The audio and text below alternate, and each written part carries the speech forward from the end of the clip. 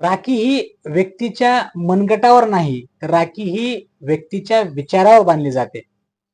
रक्षाबंधन हा आपल्या संस्कृतीमध्ये भावा बहिणीच्या विषयी असलेलं प्रेम, आपुलकी, सन्मान, आदर आणि संरक्षणाचं प्रतीक मानला जाणारा हा सण आहे.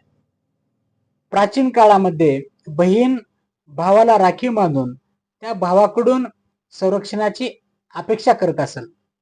ती अपेक्षा फक्त शारीरिक नव्हती, ती अपेक्षा एक आदराची होती, ती अपेक्षा सन्मानाची होती, ती अपेक्षा अतिप्रेमाची होती. मग आजच्या काळामध्येही महिलावर बरेच अत्याचार होतात. महिलाची छेडछाड केली जाते. घरगुती महिलावर हिंसा केली जाते. यावर आजच पासून आपण या रक्षाबंधनाच्या दिवशी आपले विचार बदलूया, आपला देश घडवूया. प्रत्येक महिलेचा आपण सर्व व्यक्तीने आदर करूया, त्यांचं संरक्षण करूया, त्यांचा सन्मान करूया. हॅपी रक्षाबंधन.